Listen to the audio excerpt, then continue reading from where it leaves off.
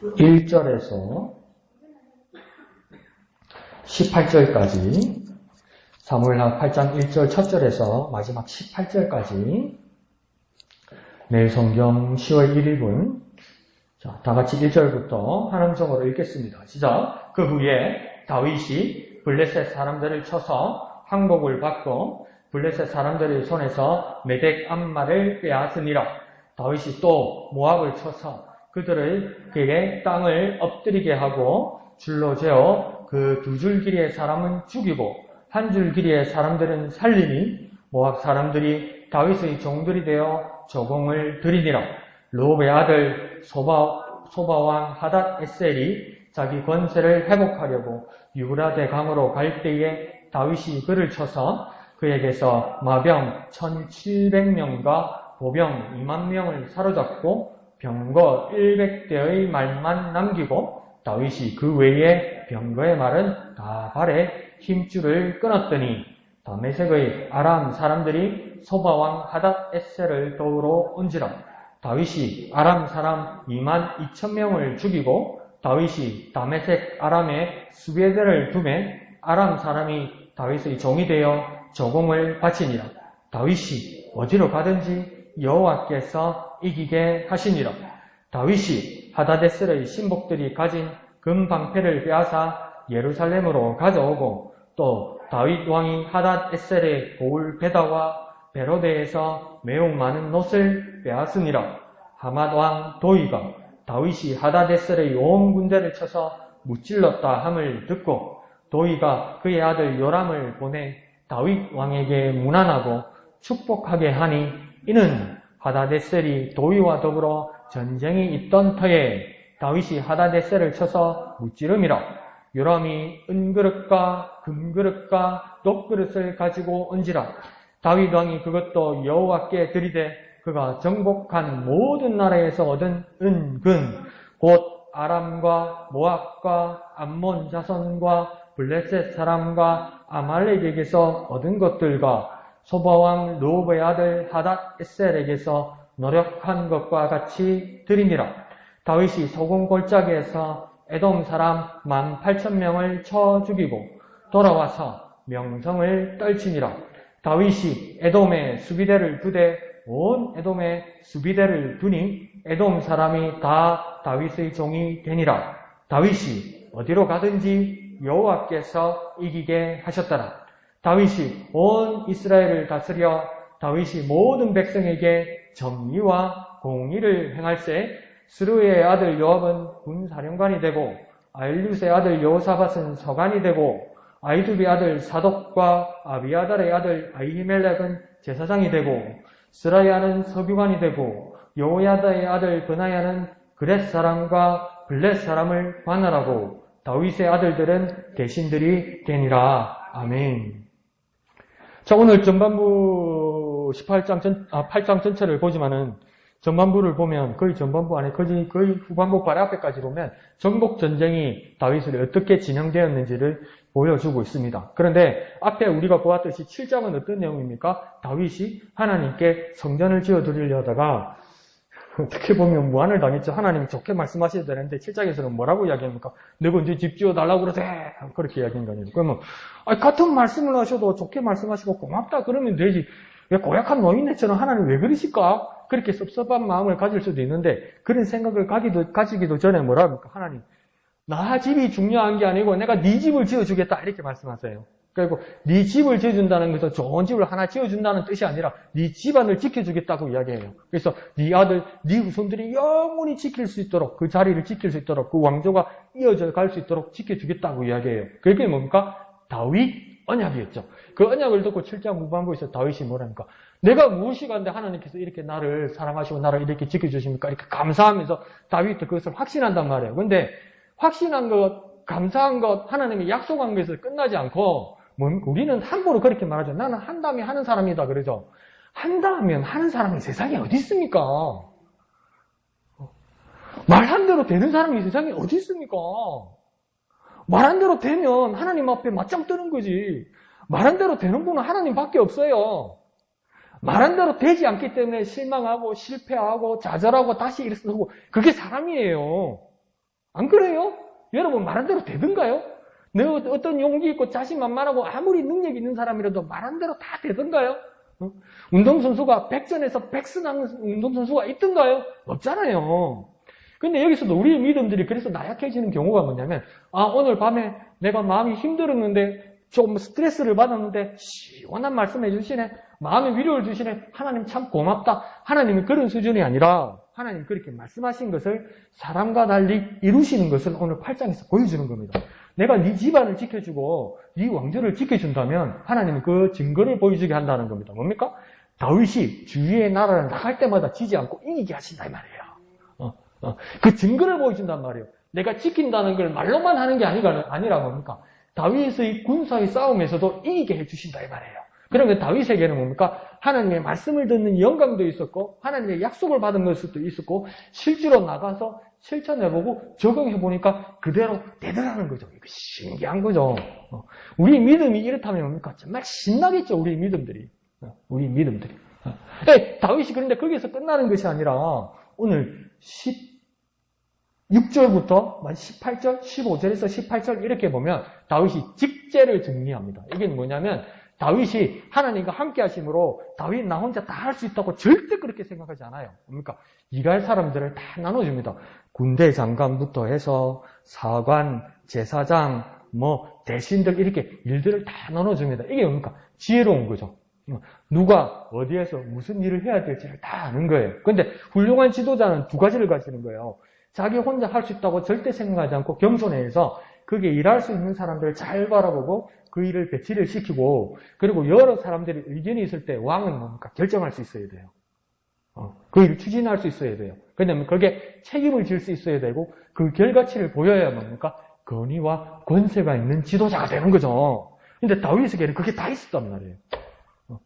하나님의 음성도 듣고 하나님의 응답도 받고 하나님의 사랑도 받고 그것 때문에 실천을 하니까 또 영토도 확정하고 자기 나라들도 지키고 그것뿐만 아니라 지혜로워서 자기 주위에 훌륭한 사람, 지혜로운 사람들이 나타나니까 그 사람들에게 일할 수 있는 자리를 충분히 주고 그 일에 대해서 정리할 수 있는 사람이 되는 거예요. 그러니까 우리는 교회에서 아주 쉽게 성가대, 찬양대 있다고 이야기하잖아요. 근데 성가대, 찬양대를 처음 만든 사람은 다윗입니다.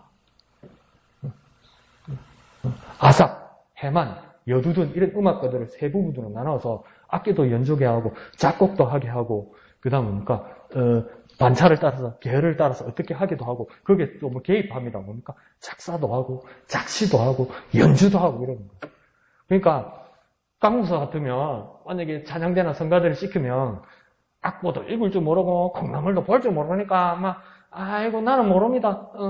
지휘자님, 성가대장님, 연주자님 알아서 하십시오. 이렇게밖에 안 된단 말이에요. 그냥 다윗은 들어보고 하는 거 보면 다 알아. 그러니까 함부로 못해. 그렇게 다 관할하고 다 볼 수 있는 눈이 있었다는 거예요. 그러니까 왕이 될 만한 사람이죠. 왕이 될 만한 사람이죠. 근데 그렇지 않습니까? 세계 역사를 보면 아무리 위대한 인물들을 봐도 뭐 하나를 잘하면 뭐 하나가 취약하죠. 팔방미인이 없단 말이에요. 근데 다윗은 아주 그게 근접해 있어요.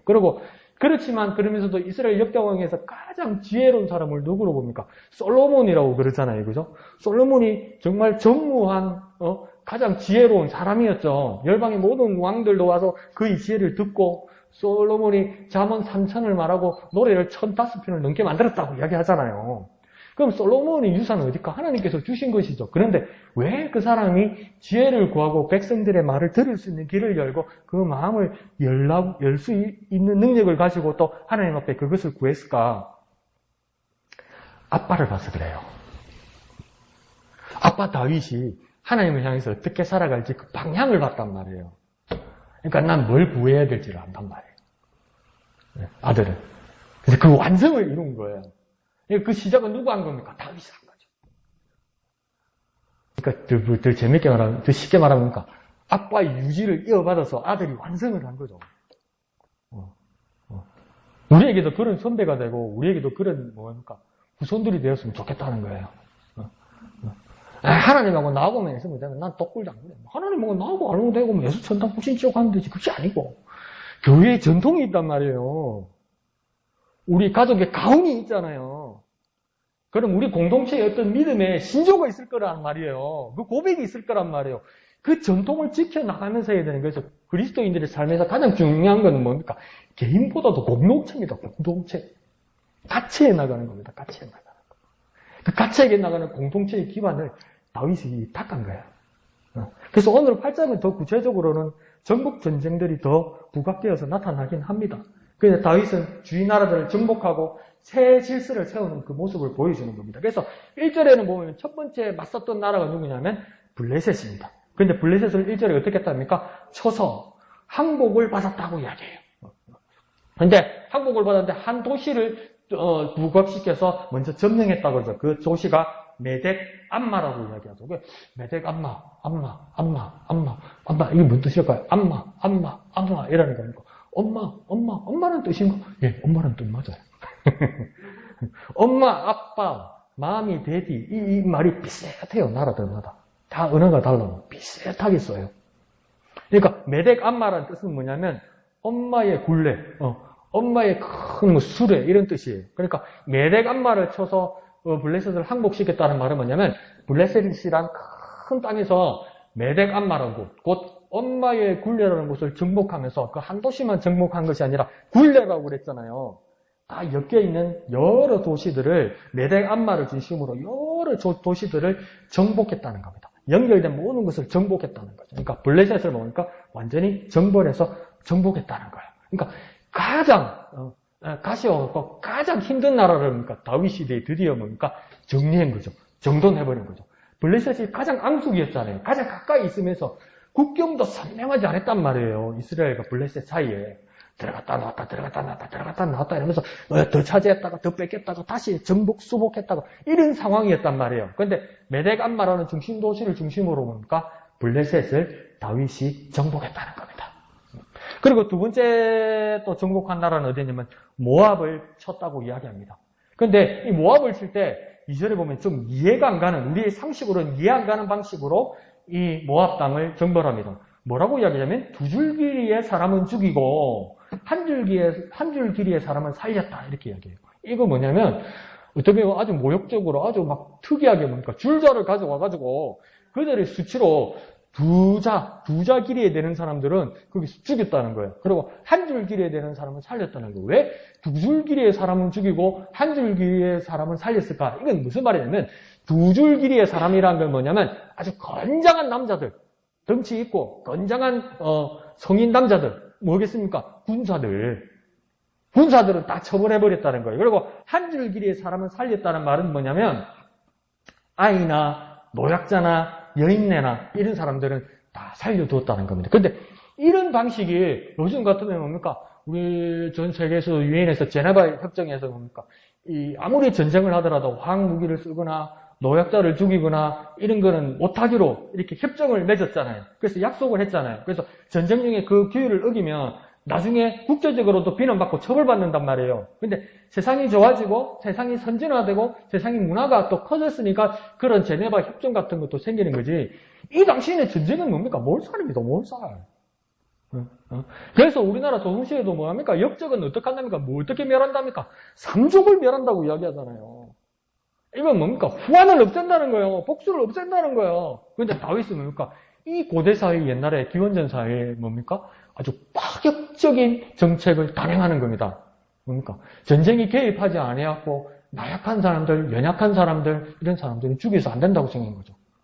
아주 위험한 요소를 가지고 있는 거죠. 우리 영화 많이 보잖아요. 애들 엄마 아빠 죽고 나서 나중에 뭐 20년 후, 30년 후 하면서 뭡니까? 맨날 혼자서 칼만 연습하고 딱 했다가 내 아버지 원수를 이제 갚으러 왔다 이러잖아요. 그러니까 죽으면서 뭡니까? 저놈을 살려두지 말았어야 되는데 그러면서 죽잖아. 근데 다윗은 뭡니까? 그러지 않았다는 거예요. 그 위험한 일들을 남겨뒀다는 거 왜 그랬을까요? 항상 하나님이 마음에 걸려 있는 거예요. 생명을 함부로 대하면 안 된다는 것이 마음에 걸려 있는 거예요. 그러니까 진짜 믿음의 사람은 뭡니까? 에이 그냥 막 저지르자 그냥 해버리자 뭐. 뒤는 모르겠고 이렇게 사는 게 그리스도의 모습이 아니고요. 우리 마음 한가운데 얹혀 있는 것처럼 이렇게 불편할지라도 하나님을 향한 믿음이 우리 삶에서 이렇게 양심에 걸려 있어야 되는 거예요. 그래서 이걸 하면 될까? 이거 해도 될까? 이거 하면 안 되는 거 아닌가? 이런 어떤 주저함이 걸려있는 것이 그리스도인의 모습이라고요. 마구 저지르는 게 아니라고요. 제발 그렇게 살면 안 돼요. 이왕 베린 몸 이러면서 이렇게 하면 안 돼요. 그리스도인들은. 우리 마음에 걸려있어야 돼요. 하나님이 어떻게 생각하실까? 하나님이 어떻게 여기실까? 하나님 뭐라고 그러시는가? 다윗에게는 그게 있었다는 거예요. 그러면서도 이 모압 사람들을 두 줄길이 되는 사람들을 다 정벌한 것은 뭐냐면 성경 외에 다른 전승들, 다른 어떤 이런 기록들을 보면, 성경의 기록들을 보면 다윗이 사울에게 쫓겨다니면서 자꾸 다윗을 찾아오는 사람들이 불어났단 말이에요. 처음에는 그러니까 다윗이 도망 다니다가 어디로 가서 살았냐면 아둘람 굴이라는 곳에 살았단 말이에요. 근데 사람들이 자꾸 찾아오는 거예요. 자꾸. 부담스럽네. 부담스러워. 자꾸 많이 오니까 이제 굴에서 못 살겠는 거예요. 그래서 모압 땅 어디로 갑니다. 그런데 하도 새가 키워지니까 모압 땅에 들어가도 그러니까 그 당시에 모압 왕이 여기서 살기를 허락합니다. 그게 뭡니까?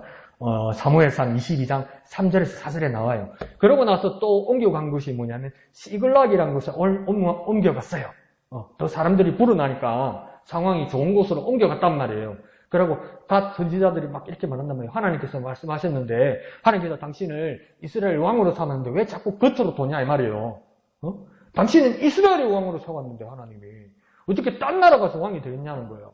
그러니까 막 들어오려다가 나가고 이러거든요. 그래서 시글락에 있다가 나중에 사울 왕이 죽고 나서 헤브론에서 왕이 되잖아요. 그 전에 시글락에 있었죠. 근데 이게 정확하게 이유가 안 나는 거예요. 왜 모압 땅에서 시글락으로 옮겼을까? 여기는 그 정확한 이야기가 없는 거예요. 근데 어떤 다른 기록에서 보면 뭐냐면 소외 당하던 사람들, 사울에게 핍박받던 사람들이 다윗에게 자꾸 모여오잖아요. 그 모여왔던 사람들 중에 누가 있었냐면 당연히 다윗의 가족들이 같이 왔겠죠.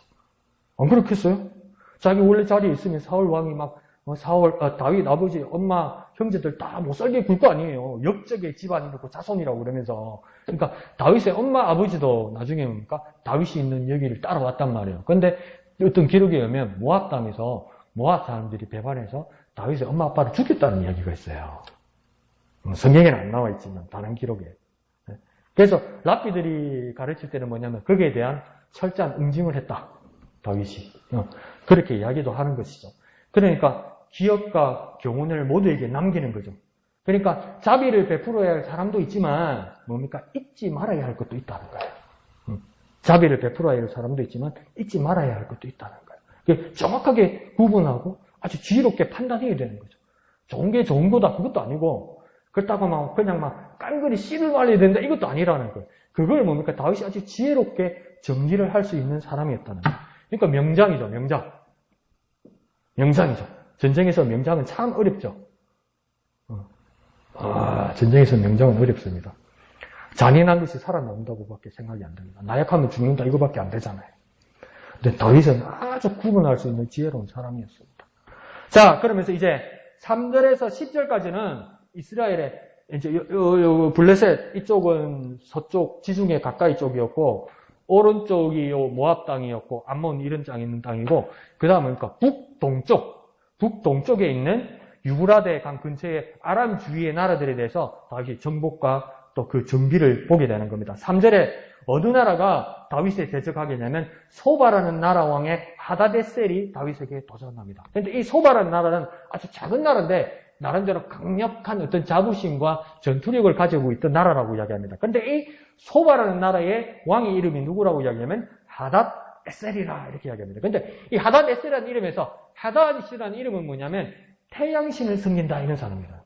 나는 태양신을 섬기는 사람이다. 이 말은 뭡니까? 이스라엘 입장에서 볼 때는 우상을 섬기는 사람이죠. 그런데 태양이라니까 가장 강력해 보이잖아요. 이집트도 뭡니까? 태양신을 섬겼죠. 다른 이름을 가지고. 그러니까 자연을 향해서 신이라고 부르는 사람들이 많았고 자기 생활에 가장 가까이 있는 것을 신이라고 부르는 사람들이 많았단 말이에요. 그 당시에는. 그런데 뭡니까? 이스라엘은 보이지도 않고 들리지도 않는데 그것도 뭡니까? 신이 단 하나래요. 그러니까 주인 나라에서도 뭐랬습니까? 참 별난 놈들이다.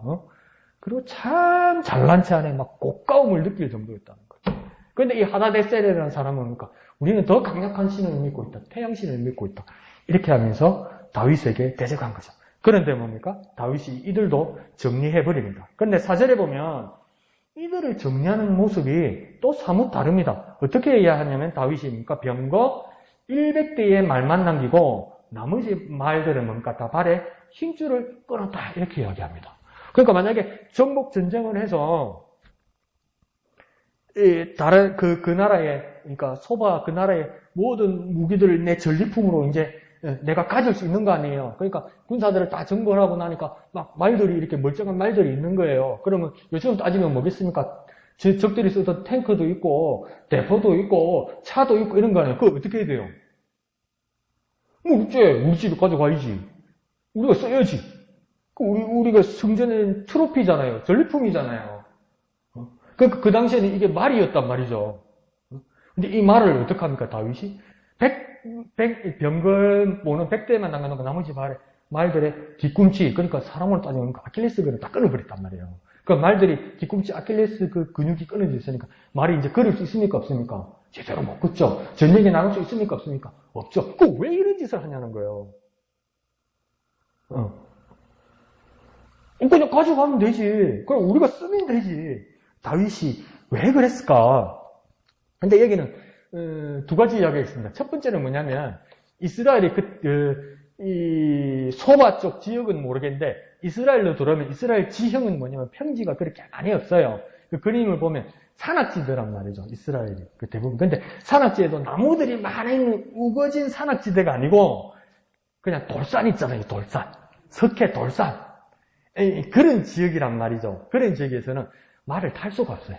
다리가 길고 덩치가 큰 말을 탈 수가 없어요. 그러니까 이스라엘의 왕으로 그 기름 부음을 받을 때 왕이 뭘 타고 오던가요? 노새 타고 낙이 탄단 말이에요. 그러니까 예수님께서 복음서 마지막에서 예루살렘 입성하실 때 예수님께서 집 어디 가면 어느 집에 가면 뭐가 있는데 끌고 오라잖아요. 그럼 말 끌고 오라고 그러던가요? 낙이 끌고 오라고 그러잖아요. 그러니까 예수님이 검소하고 겸손하셔서 낙이를 끌고 가. 그 말도 할 수 있는데 전통적으로 이스라엘의 왕들은 뭡니까? 노새나 나귀를 탄단 말이에요. 왜? 그 돌산에 그 큰 말을 탈 수가 없어요. 그래서 대부분 노새를 탄단 말이에요. 나귀를 타고. 그러니까 이스라엘에는 뭡니까? 그 운송을 할 수 있는 이 수단은 뭐냐면 노새란 말이에요. 그러니까 이스라엘이 가져와서 쓰지를 못하니까 근데 그대로 내버려두면 다시 군사력을 정비하겠죠. 그러니까 다 끊어버렸다. 그렇게 이야기하기도 하고 또 의미 있는 말은 뭐냐면 모세시대에 하나님께서 모세시대에 아직 왕이 없었고 아직 국가를 제대로 세우지도 않고 광야 생활을 하는데 아직 가나안 땅에 들어오지도 않았는데 하나님 모세에게 말씀 다 해주세요. 나중에 너희들에게 왕이 있을 거고 왕국을 세울 것이고 그럼 체제 정비를 어떻게 해야 되고 무슨 하면 안 되고 이렇게 말할 때 신명기 17장 6절에서 하나님 뭐라고 말씀하시냐면 말을 많이 두지 말라 이렇게 말씀하세요. 하나님 왜 아직 왕이 생기지도 않는데 왕국과 왕이 있을 때 말을 많이 두지 말라고 했을까? 이건 뭐냐면요. 아주 심플하게 뭐라고 말씀하시는 거냐면요. 너희가 전쟁이 병기와 병력을 의지하는 불신앙을 보이지 말라 이 말입니다. 근데 맞잖아요. 전쟁을 하면 총이 있어야 되고 대포가 있어야 되고 전투기가 있어야 되고 탱크가 있어야 이기지 군인이 있어야 이기잖아요. 근데 하나님은 뭐라고 이야기하냐면 그걸 의지하면 안 된다는 거예요. 그건 불신앙이라는 거예요. 불신앙이니까 뭡니까? 전쟁은 누구에게 달렸다고 이스라엘 사람 다 믿습니까? 전쟁은 여호와께 달렸다고 이야기하잖아요.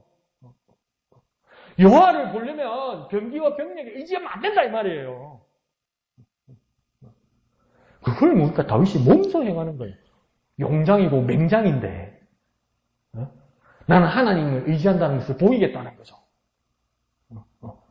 그 모습으로서 그 말들을 취하지 않았다는 겁니다. 그러니까 여러 가지 생각할 수 있지만 이 모습에서 뭡니까? 아까워하거나 아쉬워하는 미련을 갖지 말아야 된다는 겁니다. 우리 믿음에는 거저 생길 수도 있고 그냥 누가 덤으로 주는 것일 수도 있어요.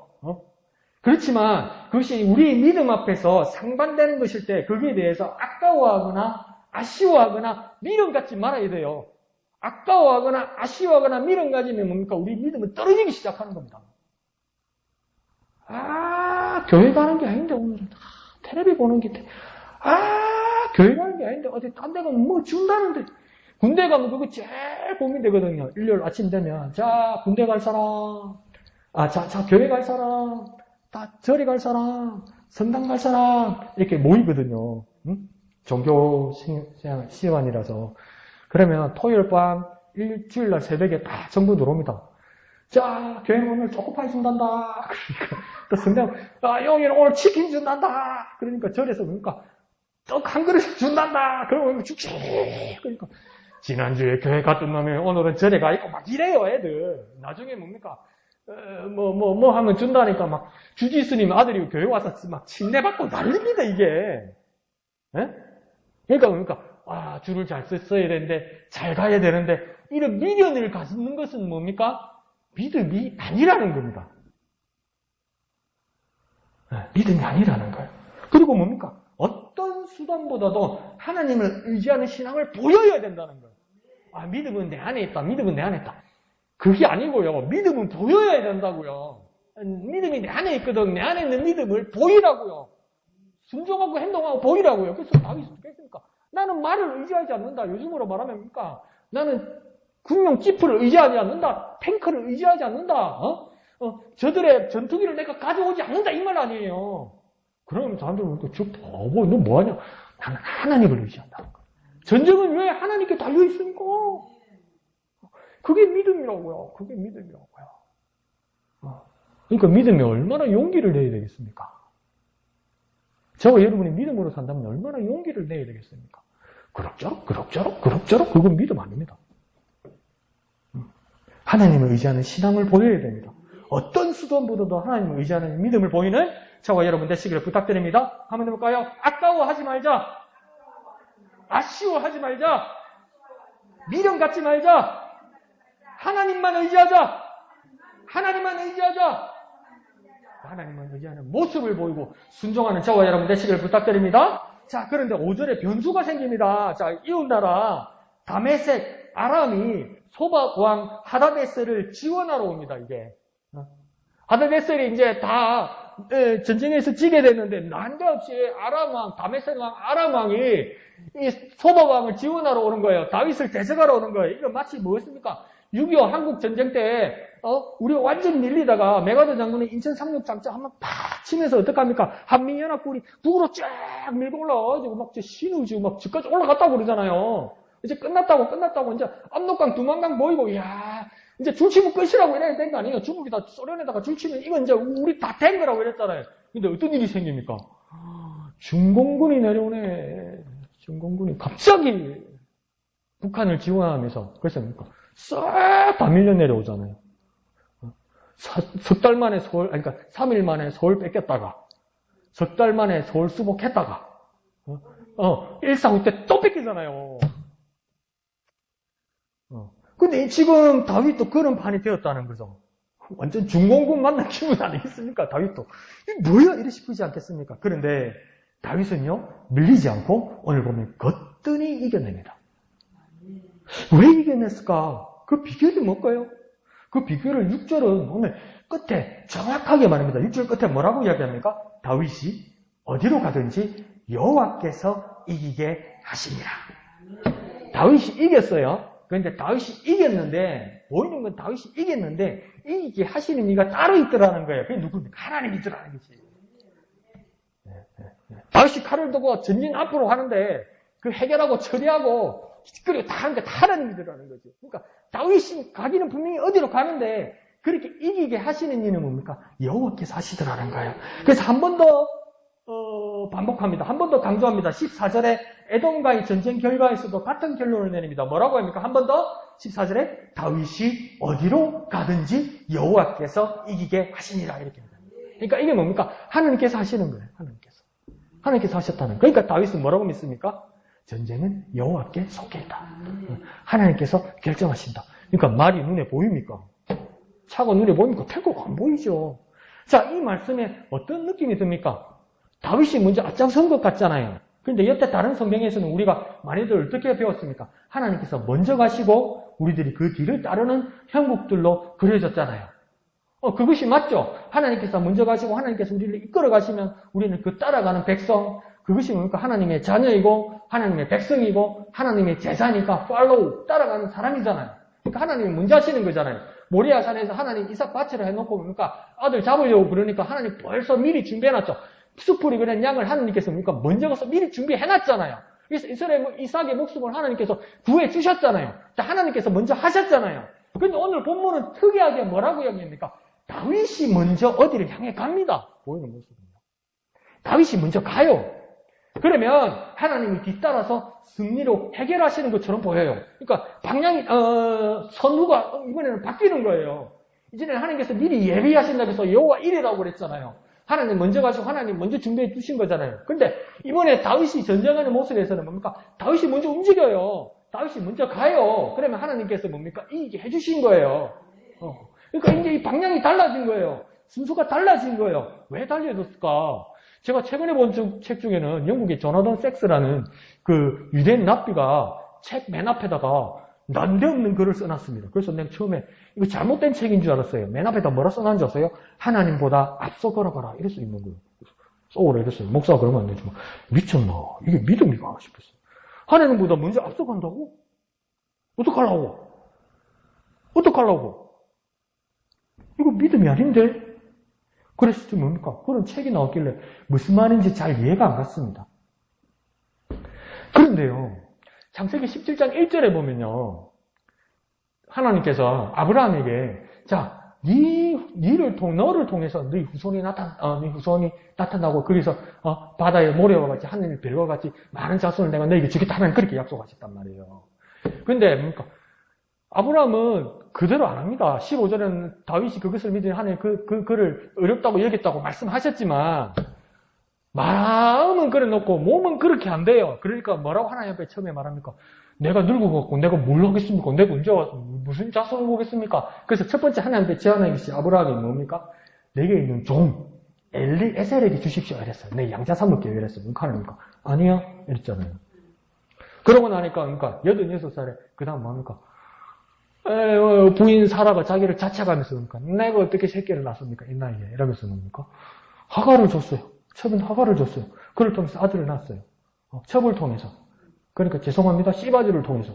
근데 뭡니까? 하나님 거기에 대해서 뭡니까? 하나님이 만족하지 못하고 잘못했다고 생각하니까 86살에 그랬는데 하나님 13년 동안 아브라함 안 만나줍니다.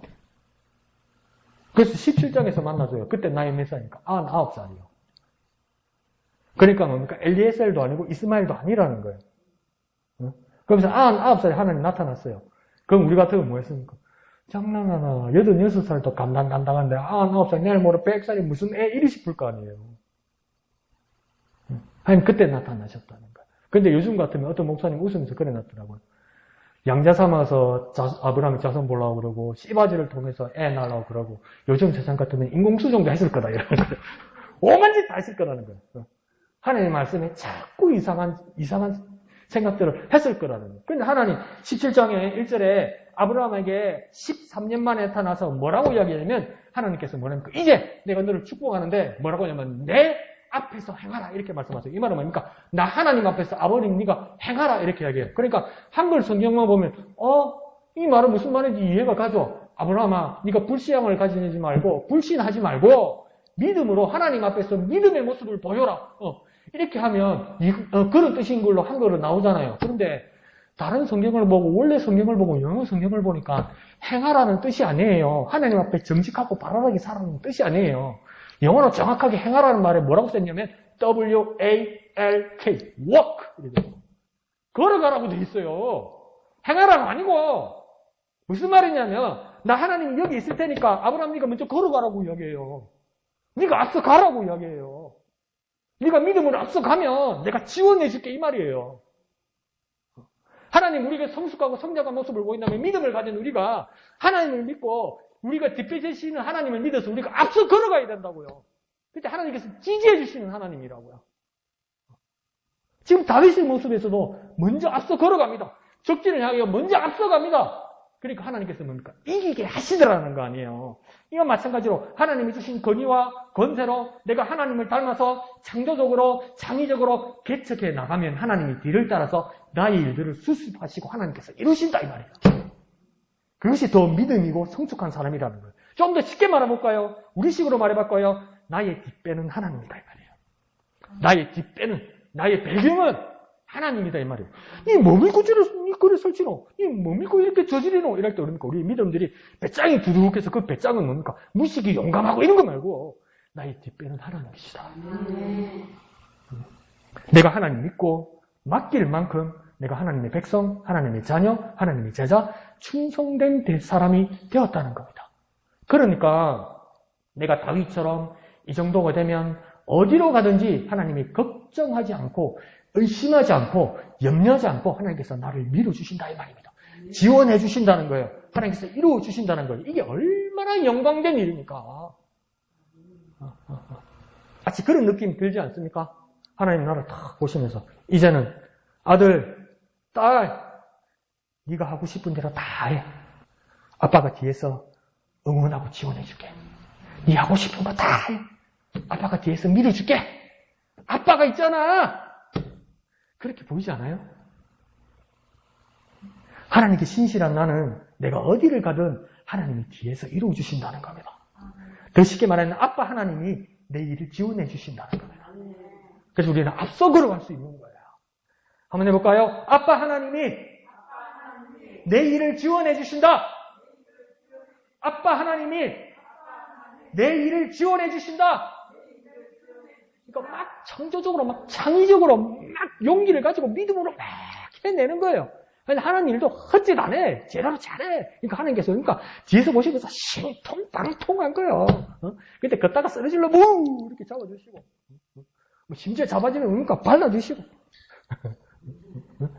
고쳐주시고, 그런 하나님이라는 겁니다. 다윗이 그런 모습을 보였다는 거죠. 자, 고린도후서 4장 8절에서 10절까지도 우리가 잘 아는 말씀으로 이런 말씀을 합니다. 우리가 사방으로 우겨쌈을 당하여도 쌓이지 아니하며 답답한 일을 당하여도 낙심하지 아니하며 핍박을 받아도 버림받지 아니하며 거꾸러뜨림을 당하여도 망하지 아니하고 우리가 항상 예수의 죽인 것을 몸에 짊어지면 예수의 생명도 우리 몸에 나타나게 하려 함이라 이렇게 얘기해요. 현실은 거꾸로 틀리고 우겨싸고 답답한 일을 당하게 하고 핍박을 당하게 하고 우리를 먼저 공격해오는 일들이 많다고 이야기하는 겁니다. 우리는 믿음을 가지는 거지만 현장에 나가면 뜻대로 되지 않으려고 생기는 모든 장벽과 어려움들이 분명히 있다는 겁니다. 장애물들이 있다는 겁니다. 믿음으로 나가면 막 속이 갈라지 팍 열리고 아무것도 없고 그런 일들이 있던가요? 없죠. 더 힘들죠. 나가자마자 그러니까 목사님께서 그때 재미있는 이야기 하셨잖아요. 우리 믿음이라는 것이 현실에 나가면 예기치 못한 일들이 일어난다. 주여 믿습니다. 문을 빵 열고 팍 뛰어내렸는데 그 절벽이 들어잖아. 문 밖이. 믿습니다 하고 뛰어내렸는데 현실은 그렇단 말이에요. 바울도 그걸 알고 있다는 거예요. 이런 것들로 싸고 덮고 거꾸로 들이려고 해보려고 해도 그런데 또 바울은 뭐라고 이야기하냐면 예수 안에 있는 우리는 또한 그 적들의 뜻대로 되지 않는다 이 말입니다. 우리 현실이 뜻대로 되지 않는 것만이 아니라 무엇입니까? 우리가 거꾸로 트림을 당하려는 저들의 계획대로도 되지 않을 거다 이 말이에요. 현실이라니까 난 끝났다 이렇게 말할 때 하나님입니까? 그것 그대로 끝나지는 않는다고 말씀하신다는 겁니다. 왜요? 우겨쌈, 답답한 일, 핍박, 거꾸로 트림 이 굴레 이전에 먼저 뭐라고 얘기합니까? 우리가 항상 예수의 죽인 것을 몸에 짊어지고 있다 이 말입니다. 우리가 어려운 일을 당하고 우겨쌈을 당하고 핍박을 당하기 전에 우리가 경험한 것이 있는데 그것은 뭐냐면 예수의 죽인 것을 우리 몸에 짊어지고 있다는 거예요. 우리가 먼저 1차적으로 만나고 당하는 것이 세상으로부터의 핍박과 우겨쌈과 절망이 아니 그게 첫 번째가 아니래요. 그 고통과 어려움과 핍박을 받기 전에 우리가 1차적으로 만나고 경험하는 것은 뭐냐면 예수의 죽인 것을 우리 몸에 짊어지게 된다 이 말이에요. 그런데 그 예수의 죽인 것을 우리 몸에 짊어질 때 어떤 일이 일어난다고 합니까? 예수의 죽인 것을 우리 몸에 짊어지었기 때문에 이걸로 끝나는 것이 아니라 예수의 생명도 우리 몸에 나타난다는 거예요. 왜 예수의 죽인 것을 우리가 왜 몸에 짊어지느냐? 목적은 예수의 죽인 것을 몸에 짊어지는 것이 최종 목적이 아니라 예수의 죽인 것을 몸에 짊어진 사람은 그리스도인들은 예수의 생명도 우리 몸에 나타나게 한다는 거예요. 왜 그랬습니까?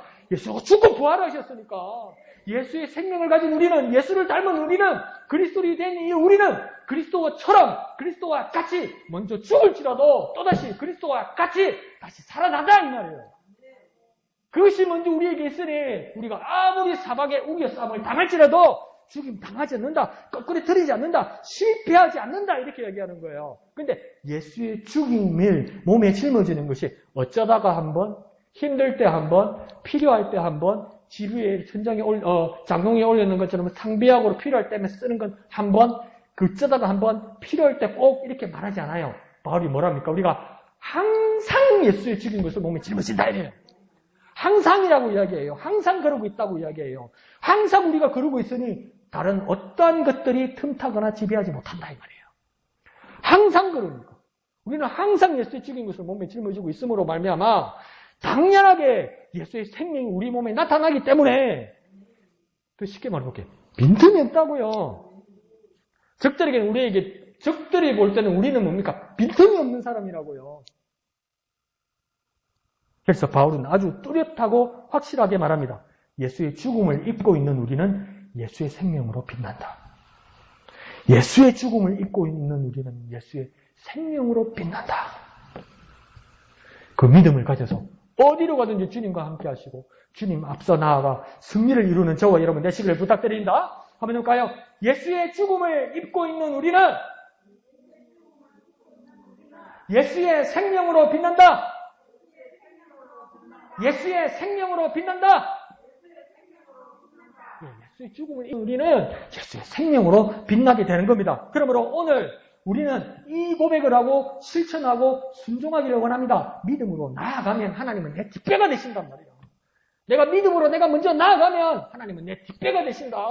그러니까 나는 언제나 나아갈 수 있다. 다시 한번 쉽게 말하면 뭘까요? 예수의 죽음을 입으면 나는 예수의 생명으로 빛난다는 거예요. 다시 쉽게 말해볼까요? 오늘 본문대로 말하면 다윗처럼 어디를 가든지 이기게 된다 이 말이에요. 다윗처럼 어디를 가든지 이기게 된다. 왜요? 하나님이 내 뒷배가 되시기 때문에요. 내가 그 믿음을 가지고 있기 때문에요. 그렇게 승리하는 저와 여러분 되시기를 부탁드립니다. 한번 해볼까요? 믿음으로 나아가면 하나님은 내 뒷배가 되신다. 뒷배. 아시겠죠? 믿음으로 나아가면 하나님은 내 뒷배가 되신다. 믿음으로 나아가면 하나님은 내 뒷배가 되신다. 쉽게 말하면 뭡니까? 예수의 죽음을 입으면 예수의 생명으로 빛난다 이 말이에요. 한번 해볼까요? 예수의 죽음을 입으면 예수의 생명으로 빛난다. 예수의 죽음을 입으면 예수의 생명으로 빛난다. 그것도 기억 안 나면 어떡할까요? 오늘 본문을 읽으면 그대로 말하면 됩니다. 다윗처럼 어디를 가든지 이긴다. 다윗처럼 나는 어디를 가든지 이긴다. 누가요? 하나님께서 이기게 하시기 때문에 한번 해볼까요? 다윗처럼 어디를 가든지 이기게 하신다. 다윗처럼 어디를 가든지 이기게 하신다. 누가요? 하나님이요. 누가요? 하나님이요. 내가 어디를 가든지 다윗처럼 앞서 나가면 하나님이 이기게 하신다는 겁니다. 그렇게 하나님 나에게 뒷배가 되신다는 겁니다. 그런 믿음을 가지는 저와 여러분 되어서 당당하게 살아나가는 저와 여러분 되시기를 부탁드립니다. 예수의 생명으로 빛나는 저와 여러분 되시기를 부탁드립니다. 이 시간 다 같이 찬송하신 후에 기도하도록 하겠습니다. 1절만